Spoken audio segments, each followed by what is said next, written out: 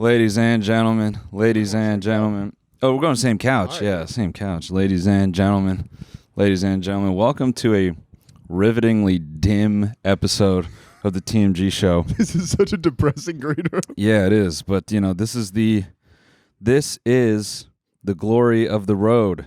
We're here at the wonderful, beautiful Eglin Theater. Eglin Theater. I don't know, bro. I don't know how to pronounce it.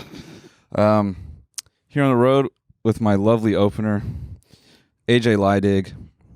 You may know him as the white boy that got finessed by Logan Paul from one of my recent YouTube videos. A story that we've actually covered twice on this show. Yeah. And, we're here. We're chilling. We just did Montreal last night. Shout out to all the French Canucks. Tabernacle. I didn't say it on stage, but now I'll say it here. You nailed that with the accent. Tabernacle. Tabernacle. I think that means, gee golly, good willikers. I think that's what that means. Yeah, off to a horrendous start today. AJ will talk at some point. I'll let him speak. Hey, man, I was just waiting for you to finish the intro. I'll let AJ speak at some point. Don't worry, you'll hear him. We got off to a brutal start this morning. Got high as Christmas last night. Yeah. We slept the whole ride. Slept the whole ride. We slept the whole ride here. And in true touring fashion, we pulled up to a Walmart right outside of Toronto. Right outside of Toronto, and I painted the bowl. And I think it's worth saying. It's shit worth talking about. You walked out, you go, that was not the shit that I wanted. And no, we like, it's not the dissatisfying, and you were like, no, it was great. It was messy. Yeah, it was too much. Yeah, it's not a type of, because you always pray for the ghost wipe in public. And that's the thing. To you, in your youth, all of your horrendous shits are worth talking about. I'm not there anymore. I've taken so many that there are very few worth speaking on. Yeah, they're not usually eventful. No. I mean, that's a crazy morning. You woke up at 8 a.m, you got in a car. Keep going. Immediately fell back asleep, rode all the way to Toronto, and then woke up and within 5 minutes walked into a Walmart and took like a violent shit. Yeah, violent. Violent is... And man, I haven't shat in a bathroom with that style of design in a long time. They faced the stalls towards the urinals. And AJ and the rest of the crew, they were actually eavesdropping on what I refer to as my ice cream production. I think you thought we were listening way more than we were. Yeah, because I'm a sensitive and self-conscious person. Go ahead, come on in, dude. It's fine. No, we're live. It doesn't matter. We're rolling. Doesn't matter. That's your later coffee. My tour manager likes to have multiple coffees. Yeah, and then you guys wonder why you're having violent shits in Walmarts. I have one coffee. The violent shit came from that Tim Hortons donut. Yeah, that did it. Okay. This is a perfect amount of sugar to clear you out. Elgin. It's the Elgin Theater. That's where we're at? Yes, the Elgin Theater in Toronto. It's got a lot of history here. They've put on the show Cats. Are you familiar with that? It's a good 80s film. Dude. Noel's been making fun of me all week. Yeah. Go ahead and tell the people. I'm just letting them know because it's like, all right, I maybe misreferenced one movie as like, oh, that's an 80s film, and maybe it was made in like 2005 or something.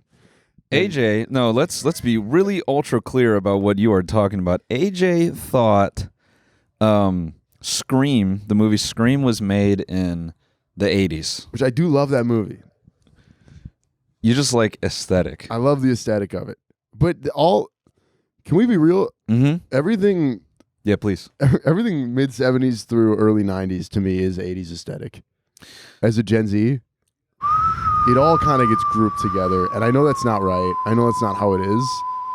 But just mentally for me, that's how it feels. Look, man, I appreciate that that's how you think. I respect it. That is your personal view on things. I'm letting you know right now, you just offended a lot of people. Yeah. And that's okay. I mean...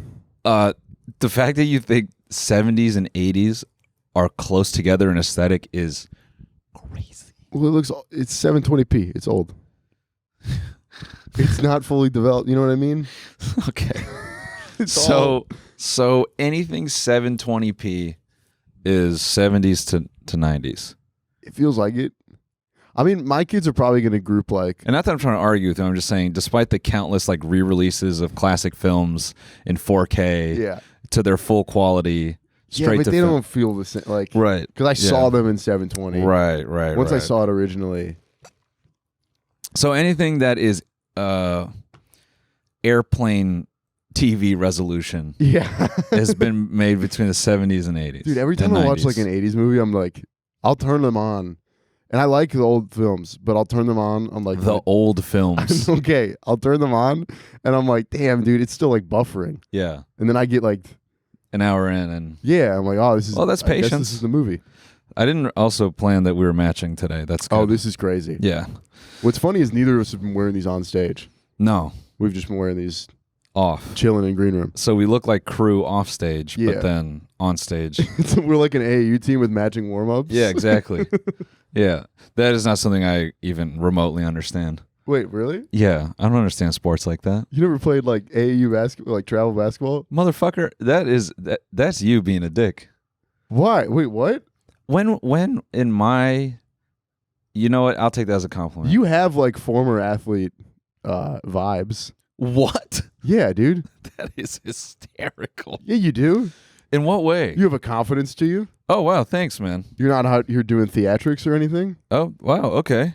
Former athlete vibe. I'll take that, dude. I just the only Much reference respect, with the, dude. yeah, the only Thank reference with the AAU thing is travel sports are like mostly about buying the merch because it's just like it's white parents being like, Got it. our kid's not good at basketball yet, but we can buy them like every hoodie. Don't try to mog me with shoe size here, by the way. Bro, this is I'm listening to you. We like started touring together. It was just like, hey man, what's up? Nice to meet you. And then very quickly it went to just like, don't do that. Don't do that ever. No. It's because I'm raising you, dude. Yeah. In a way. I appreciate it. Yeah. And anyone that might judge, I've been like, brought to the unction. yeah, when you watch these episodes and you're like, man, Noel's kind of mean to AJ. Is it like that all the time? It is like that all the time. You can even ask Tomko. Any middle 20s white guy that comes to work for me, I put him through it, and they come out better for it. Yeah. It's I'm just trying to. You lectured me on facial hair. I did. That was a big one. And this looks great, man. Thank you. Appreciate that. Handsome guy. It's growing in, so no judgment, but it's getting better. Yeah, as a guy who runs a studio now, I look at young whites and I look around to doctor you guys up. Yeah. You look at us like scouts. Yeah. You're like, oh, they have potential. Yeah, definitely. Yeah. That's my former athlete in me. Yes. Trying to become a coach now. Will you, if like goes to play sports or anything, will you coach? No, bro, I don't want to fucking ruin his life, dude. You won't ruin his life. I think what I would feel like do. you'd be good at that. Thanks, man. I think what I would do is, by the way, we might be peaking through this whole episode. And if we are, I'm sorry. I did not bring headphones, and I'm really sorry. It's been the most chill conversation. It's just going to be so loud. Bah, bah, bah, bah, bah. Well, you can't trust the digital meter. Anyways, if I take it all back. If I'm if I'm coaching. Oh, by the way, we have to mute. Editor, mute the name drop of the baby. Oh shit! Is it out there? Yeah, it's oh, not my out bad. there. Okay. It's fine. Just making a clear distinction now. Editor, mute it. Mute it. And hide AJ's mouth. But you could leave this part in. Okay. So it's easy. No, if I'm coaching baby boy, I'm gonna be screaming every single game. I'm gonna be down his neck. You don't have angry dad vibes. Nah, I don't. I think you'd be fine. But I can bring it out, dude. I'm sure you could. I'm sure you could do it. But I think you'd be like a chill dad coach. Here's what I think I would do. I think first, I'm going to try to find that limit because I do think he needs sports. Mm-hmm. Alina sent me a video yesterday of him. So let me describe two videos. The first video I took recently, he is pushing his own stroller, like by the. It's so crazy, wow. And it's not a lightweight stroller. It's got some decent weight to it. Granted, it's easy to get something going once you got momentum, but he, on his own, just can get this thing going, and he likes to drive it. Mind you, he's grabbing like the little basket at the base of the stroller, and he's pushing the whole thing. So then yesterday, Alina sends me a video of him basically treating one of the chairs in our house like a sled, and he's pushing that around. So he's like a really physical kid. So definitely sports is It's gonna be in his life. it's on the menu. I think what I would do is I would try to find that line where, because every kid is gonna bitch up. Every kid is gonna, I don't want to do it anymore, and you got to push through that layer. Yeah. I would try to find whatever that line is where I push him through and see if he actually likes it. If he does like it, I think I would put a lot of effort into trying to understand the fundamentals of that sport. I think it's good. Yeah. Yeah. So, it's like, rather than, because here's the thing, sports or whatever, I think now I finally am coming to those ages where I can see what life lessons can be embedded in simpler things. And so really my goal is with any like extracurricular like that is I just want to try to teach him principles. So with sports, it's not that I would want him to be like whatever. Yeah. I think it would just, some pro athlete. I think it would be more like, I think sports is like a good way to learn potentially what is in your control. Right. As like and like what your limits are and what you're capable of, and rather than focusing on your last performance, just always trying to have a mindset of like, well, physically and mentally I know I can do this, I can push myself to this limit, and I'll bring that to the table, and the outcome is the outcome. But that's why I'd argue you'd be like an ideal dad coach, because you're not like, you didn't come from a sports world, so you're not going to like try to live through him. You're going to genuinely try to teach him something. Yeah, that's true. Instead of like, I actually think the worst dad coach is the guy that was good at sports. Yeah. I mean, did your dad do sports? My dad played football like halfway through high school. Okay, but he wasn't ever. He coached me like youth. Okay. Like when I was like 5, 6, 7 kind of thing. Mm-hmm. That wasn't on purpose. Okay. Did y'all pick that up? Yeah, no. Did y'all pick that No, up? it's cool. Don't do it. We can't. Did y'all pick it up? Did y'all pick it up? I didn't even pick it up. If you get to bleep your son's name, I think I get to bleep that. No. We gotta leave the 6-7 in. We gotta leave AJ trying to age bait. That wasn't on purpose. That's age bait. That's him trying to fit in with the kids. Yeah. That was Noel's. By the way, that was Noel's notes for me. He was like, grow facial hair, and then if you could squeeze in 6-7. Yeah. You could just casually drop 6-7. Yeah. You're chilling. No, I actually did tell AJ to stop looking like a child on stage. Did I tell you? I told my manager you said that, being like, isn't that kind of like a weird piece of advice? Not like that I disagreed, just being like, oh, it's like I never really thought about it before. And my manager was like, yeah, you should absolutely. It's like, yeah, you should listen to that. It was like, I could tell they didn't want to tell me. But they were like, yeah, you should listen to that. That's some good advice. Yeah. Wow, dude. Well, shout out to me, I guess. I mean, I mean, just so people have the full context, I said that AJ, he sounds grown, but on stage he legitimately looks 15. Yeah. Yeah. Well, I started on the internet when I was 17, and then I started stand-up when I was 19. So I was used to being like the clean-shaven little boy. And then you turn like 23, 24, and you're like, this is not. Yeah. It's not like a. No, because then all your material didn't look believable. No. Like, I think that was probably the biggest thing I noticed right away is when you talked about losing money in crypto and hooking up with girls. Yeah. Because your face was clean, I felt like the audience was just going, they're like, nah. You just thought this sounded funny. Yeah. You didn't do any of this. Actually, there's I was doing a joke back home for a little bit where I was talking about like it was actually, I brought it back last night a little bit, like the idea of like I'm just being a live sound engineer. You're keep good. Going. Like women are on ChatGPT all the time now. Right. And I was opening it with, I just thought the sentence was funny of like, I don't know if you guys could tell by looking at me, but I'm like real tapped in with the hoes right now and like what they're up to. And I did that at our show back home. It was like 8 people. And one lady in the front just started laughing. And then she was like, no, you're not. Just said that out loud. Wow. And it was a cute, like it wasn't like a heckle or anything, but I was like, no, yeah. Oh yeah, I was doing this ironically, but also yes. Yeah, that is. I love when the audience is funnier than you, and it just invalidates all of stand-up. Really, we didn't just cut a joke. We didn't just cut it. That's not the reason for the awkward pause. I had to piss. That was we didn't get into anything dicey there per se. Yeah, That is funny. But that's good because then that's them being honest with you. Who cares about this? The voodoo of stand up. Who gives a shit? The voodoo stand up. Who gives? Dude, we talk about this so much. It's like no one cares. No one cares. Someone brought something up to me, and I literally go, I think every conversation about stand up has been had in this room. It doesn't. Like referring to a green room of like everyone's talked about everything. We don't need to keep doing this. No, we really don't. No. Let's talk about something unique and individual to us.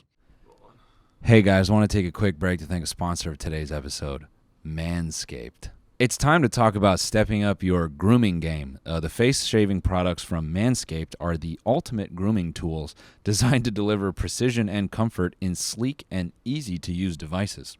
Whether you're looking for a trim, a shape, or a detailed touch-up, Manscaped face-shaving products are built to handle shaving your face with ease, crafted for efficiency and the perfect addition to your grooming arsenal. You can use our code TMG15 for 15% off your entire order at manscaped.com. The Handyman is a sleek, powerful, compact face shaver that helps guys ditch the mess. Cordless and designed for convenience, it easily fits in a bathroom drawer or slips into an overnight or gym bag for easy grooming on the go.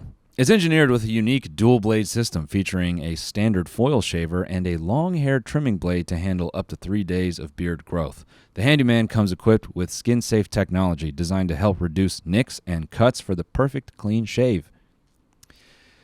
It's waterproof, which makes cleanup a breeze with up to 60 minutes of runtime per charge. There's also a low battery indicator light that will let you know when it's time to recharge. Plus, it's airplane friendly and the ideal travel companion for your adventures. Join the over 12 million men who trust Manscaped and upgrade to the Handyman Rocket Man. You can use our code TMG15 for 15% off your entire order at manscaped.com. That's 15% off plus free shipping with the code TMG15 at manscaped.com. Don't miss out. Upgrade your grooming game with Manscaped today. You didn't enjoy any Tim Hortons, did you? I did not. Can't have gluten. Oh, that's right. Can't have gluten. No messing up. let's talk about unique and individual to AJ. Yeah. I got Crohn's. You got legit Crohn's. I have legit Crohn's. Can that lead to anything? You have like a slightly higher chance of colon cancer. Wow. But it's not significant. Got it. Crohn's is it's like, not to be gross, it's stomach ulcers. Okay. But they're random. Like it only pops up when you have like bad food or anything like messing with you. Right. And are they like, do they live for a while or do they like go with the food? Like kind of. I think it's individual. Like I think it depends on the person. For me personally, it's just like I'll have bad days all of a sudden. Got it. But then it kind of goes away. So no gluten. Gluten exacerbates the ulcer. So the ulcers like the gluten. Yes. Oh, what else do they like? It's again very individual. For me, it's gluten and dairy that I'm like I shouldn't. It's bad. Yeah, the way you eat is very particular. I've been told I eat like a bird. You kind of do. Yeah. And I'm not going to shame it because you can't control it. I was also one of those I take kids. that back. You're a fucking... No. Just right back into criticism? Yeah. Were you one of those kids, did you get distracted while you ate? I didn't like eating. Same. Yeah. My dad always used to say that like I used food. Food to me was just fuel. Yeah. That was it. Yeah, I was kind of similar in that way. And yeah, my relationship with food is actually odd. I would like stand up and eat a lot. Yeah, that's bad. Yeah. Yeah. That's the one thing that we're trying to teach baby boy. And we've been successful so far. He associates sitting down to eat, or he associates eating with like sitting down. Right. So that is where unintentionally Alina's done a great job of getting him to make that association, because there are many toddlers his age that they will not sit to eat. Yeah, and you won't do the iPad or anything, right? No. I mean, the only thing that maybe this is bad, but we do let him watch Formula One on occasion. Okay. You know, I think he's seen like 2 races this year. We let him watch AI porn. Yeah. And we let him watch, just car crash accounts and all that stuff, because we got to get him ready for the world. But the idea of being a parent and like you're anti-iPad unless the kid is watching AI videos. Yeah, then it's fine. You're like, you can't watch like YouTubers, but Yeah, but AI is fine because it's not AI. real. Yeah. It's technology. It's fine. Yeah, we actually make our own versions of Looney Tunes and all that to teach our own embedded lessons. Yes. Yeah. Do you see how Wile E. Coyote sat down and ate?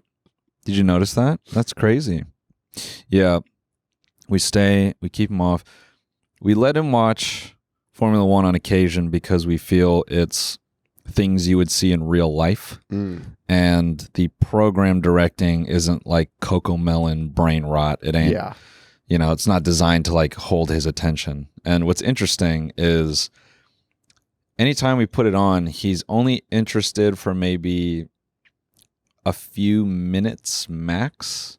Sometimes it's on and he looks at it for a second and he just keeps playing with his toys. I feel like that's good though. It is good. It's good that he's not like obsessed about it. Yes. And then when you take it away, he doesn't freak out or anything, right? No, he's so tuned out.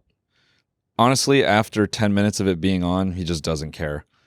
We put on the World Series and he watched that for maybe intervals of like 20 to 30 seconds, but he was fully just eating a meal with the TV on behind him and he just didn't care. I can see him being a baseball player. Honestly, I stocky kid, yeah. Yeah. I mean, we'll see, bro. Tiny and mighty. We'll see. Goes to the majors. You can see it. I wished I got to play more baseball as a kid. Honestly, yeah.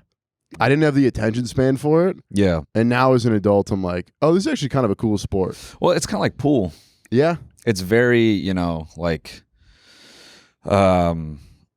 I mean, the money cap drama aside, just like, I guess, the fundamentals of baseball, which I'm not going to pretend to fully understand because I don't. Same. Yeah. But I think watching baseball, it is interesting just how nuanced the pitching can get, how nuanced the, swinging can be and like the timing of that.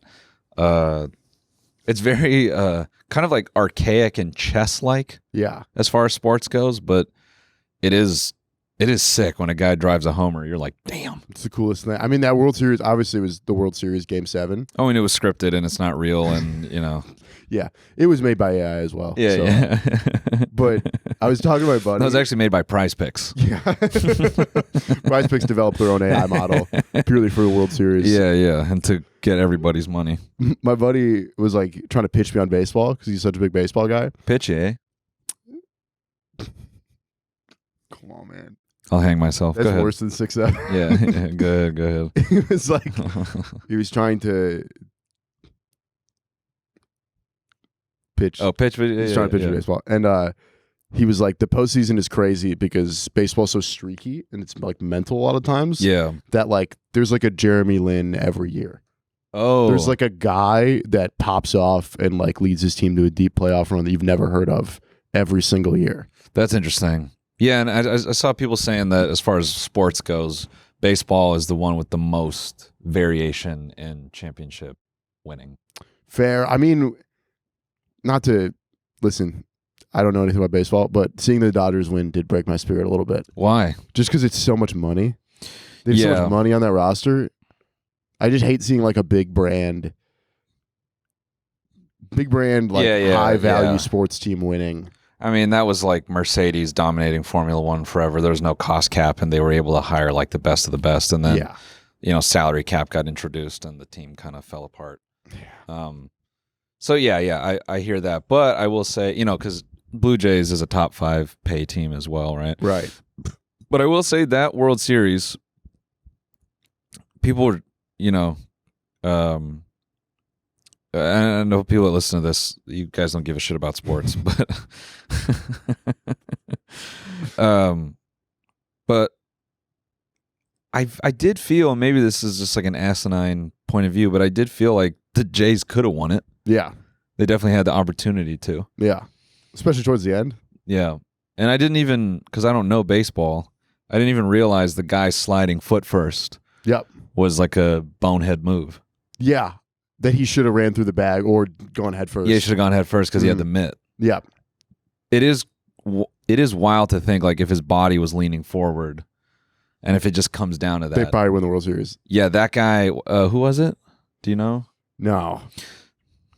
I mean, I can't imagine, because I feel with everything, obviously there's like how you analyze it at home on the internet and just disconnected from it and watching it on screens. And then when you're actually there, obviously it feels very real. It's great entertainment. You buy into the world, whatever. But the feeling of like, because those guys aren't thinking about how they're a pay team and they're not thinking any of that. They're just thinking about playing. And those dudes losing, I mean, if I'm on the Blue Jays, I wouldn't have left the field. No. I probably would have sat there. Just sat there and stared at the sky. Yeah. Yeah. Took it all. Yeah. For fucking 72 hours. Ooh. Especially because it's like it's the longest season in any sport. The odds of you getting back to one in your career, slim to none. Yeah. Like this was probably the chance. Oh, that's so. It's a grim, and you know, it's going to be one of those things where all those guys were so focused on performing that it's going to be one of those things where they also will get the bite in the ass where they had to how do I say this? It's going to be one of those where they wake up in 10 years and half of those guys are going to go, you know, and I really wish I tried to enjoy it when I was there. Yeah. Yeah, sorry to make it morbid. Oh, that's so sad. Yeah, it is. But yeah, I think you actually do bring up a good point of at least for me personally, like enjoying things while they're happening. Because I feel that I've been on like go mode for literally the last 10 years of my life. And when I sit back and reflect on things, I've just perpetually been in this mind state of gotta be better, gotta do this, gotta do that I've never actually just sat and gone, oh damn, this is like kind of crazy. Yeah. So I think tonight is wild. It's where you're born. Yeah, and I'm getting all these weird like flashbacks of for the short period that I lived here. Yeah. Where, you know, I mean, to do a fucking double is crazy. Double in a theater? Yeah. I mean, and I'm definitely, you know, I think I've only in 2023 I had a couple doubles. Like I did a double in Boston that was like amazing, and but yeah, I tonight definitely feels like super special because I was only expecting to sell through the first show, and then by the way, big shout out to everyone in Toronto. Crazy. Yeah. This early show just like blew out. It was like wild. I was like, oh whoa, and to even do a double here is nuts. So, but I think it's forget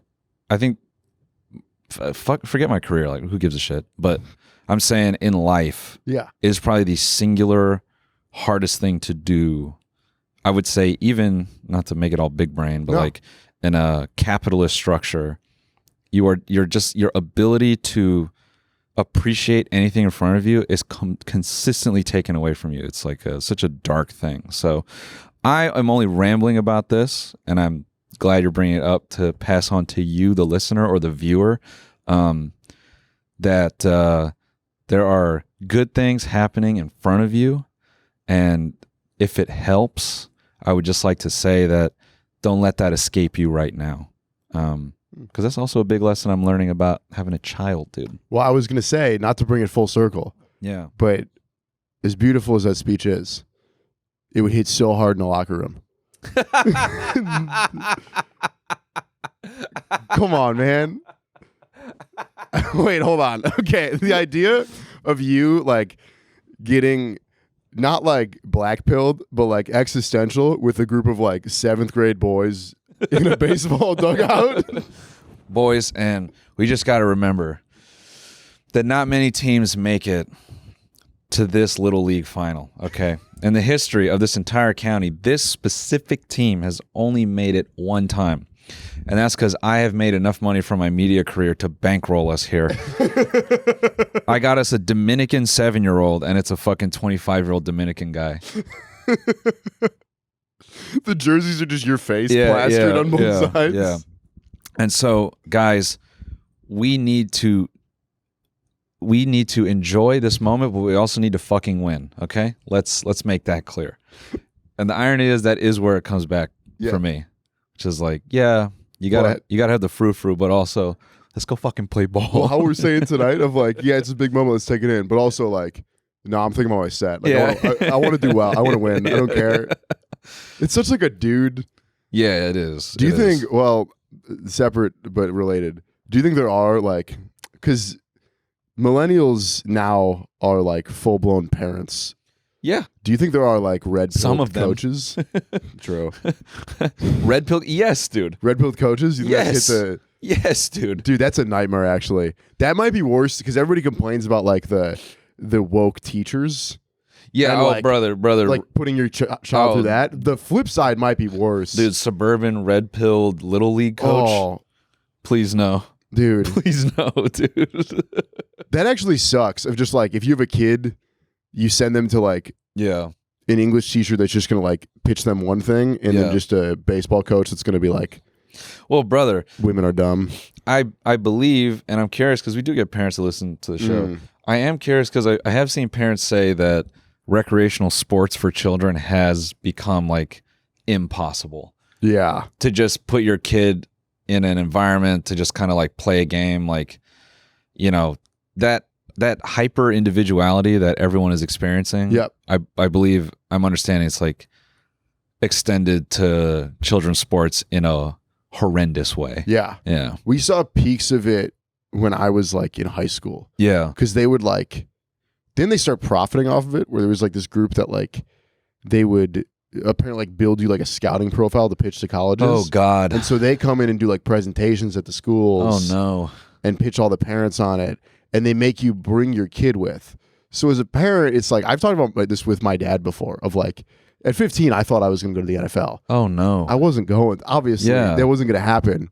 But I'm in the presentation, and it's a woman in front of all of us being like, God. if you pay us $80 a month, we can get your kids to the NFL. Oh my God. And so it's like, clearly I'm going to ask my dad to pay for that when we get home. You know, man, there's something that on this subject that really interests me. I wish I knew the guy's name. There's a guy on TikTok claiming that NFL players will wash their money into these charities. Yeah. To one, I think it's like to kind of get a tax break, but two, to just sort of scout kids mad early. Oh. For the league. People are calling him crazy and conspiracy theorist. I wish I could probably look this up, but so to clarify, you're saying like those like NFL Play 60 programs. Yes. Like we're trying to get kids outside. It's like it's actually a scouting thing. It's like scouting thing. It's a tax break. It's a weird like multi-layered effort. But I could see that. But that what you're saying feels as though it would be a part of that, where they're just kind of lying to parents, going, yeah, pay this nominal amount of cash. Yep. And 90% of the kids that pay it, they're never even going to play in college. Mm-hmm. But there's 5 to 6% that like, okay, maybe those kids could be something. You bring up an interesting thing where I wonder if you feel this way. Mm. When things, okay, how can I say this simply?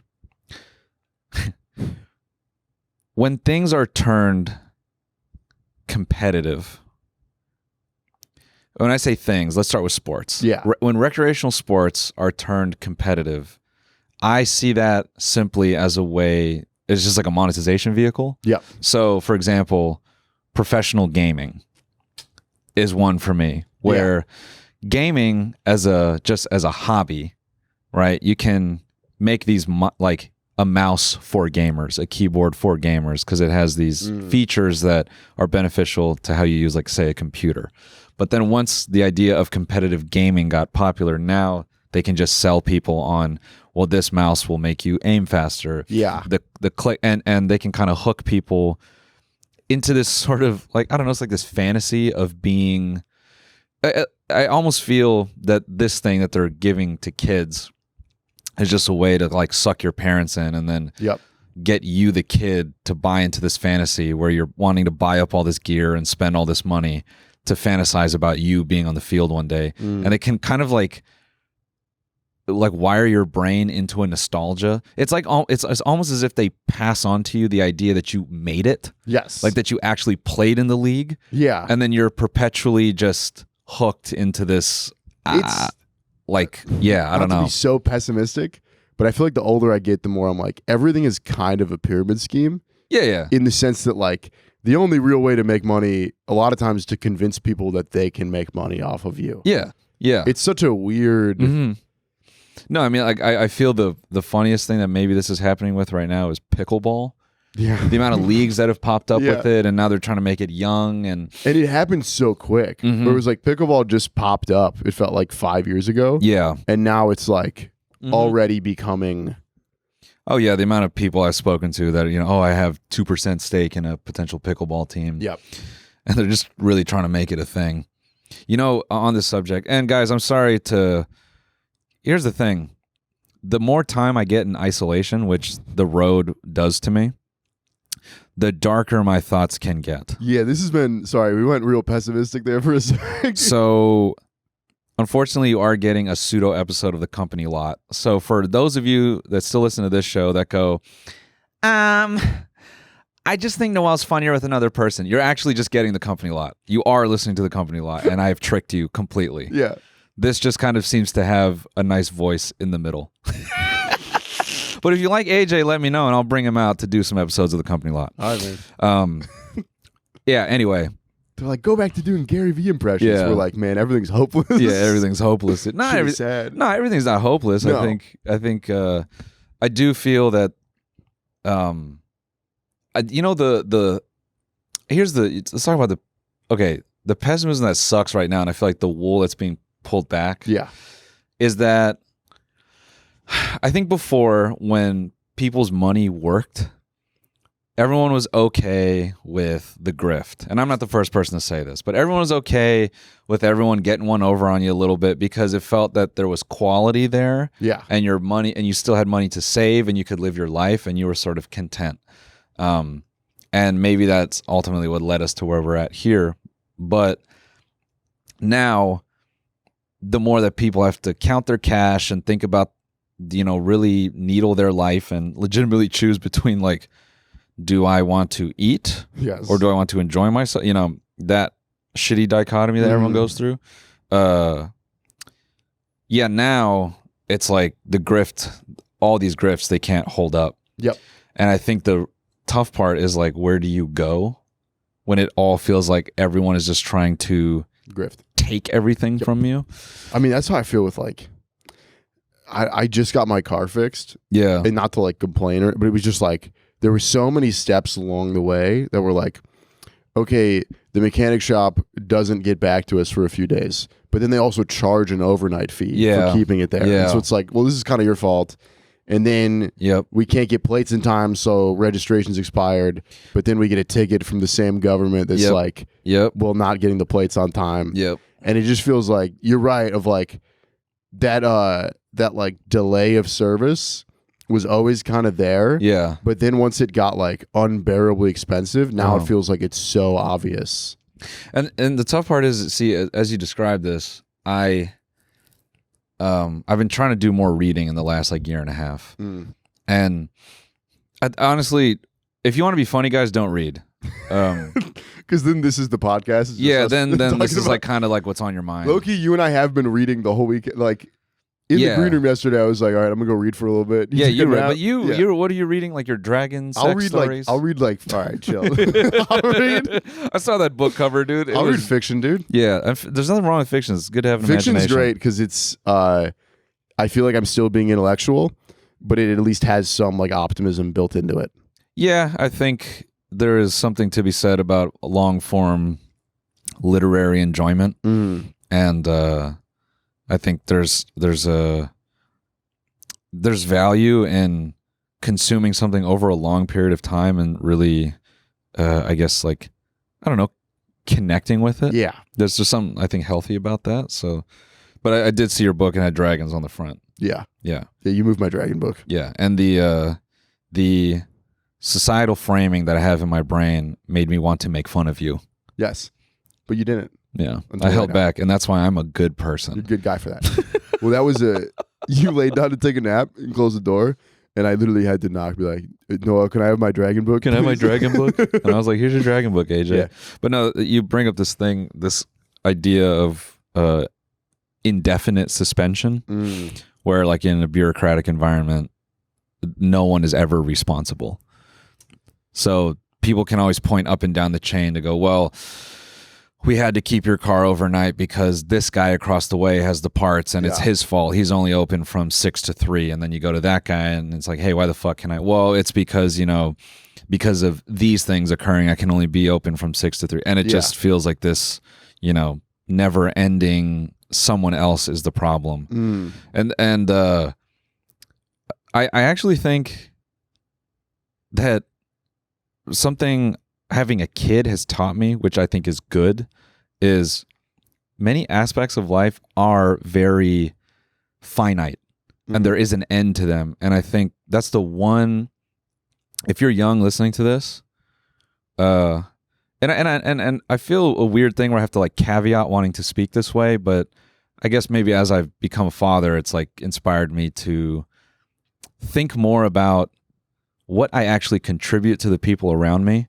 And what I guess, like I'm not in my 20s, so I've lived a certain amount of life, and I think it's kind of like selfish and shitty if I just sort of pretend to be young forever and never share any of like what I've learned. Yeah. And maybe less people are interested in that, but I guess like to the point of being finite, you fucking like the phases in your life occur in very specific chapters and you cannot get them back. So if we're going full circle here, that one, you want to enjoy the shit in front of you because you cannot get that back. And then two, I think a big part of grifts is always selling you on your own youth and the infinite of your interests and the infinite of your time. And I know it's shitty like in a capitalist structure where it's like you're always having to think about time, which is fucked. It takes me 2 hours to commute, it takes me 2 hours to this, and I completely empathize with that. At the same time, because your time is limited, it's not that you need to make sweeping choices about like, okay, I need to give up all this in order to do this. It's just more having a sentience about not everything is forever. And so in that respect, because everything is not forever, I think you should like enjoy a book. Yeah. And you should enjoy the things in front of you. And you can't like, that's why I tell you all the time, I sound like an old head when I'm saying it, but because you're young, you can have the best of both where like you do get to hang out with your friends, but also in this free time, there's actually so much you can do. Yeah. And when I go back and I think about my own life and I'm like, oh, I wish I did this when I was younger. It's not, I wish I partied more. No. I wish I traveled more. It's none of that. It's actually, I wish I read more. I wish I don't know, consumed more art. I went to more shows. I participated in more things like the human condition. Yeah. And so that's what I'm always trying to push onto you. I mean, not to beat a dead, I feel like that's been discussed a little, but like I feel like no one's sitting around being like, damn, I wish I went to more house parties in my 20s. Yeah. You wish you went to things. Yeah. But not like sitting around, I don't want to say doing nothing, but like.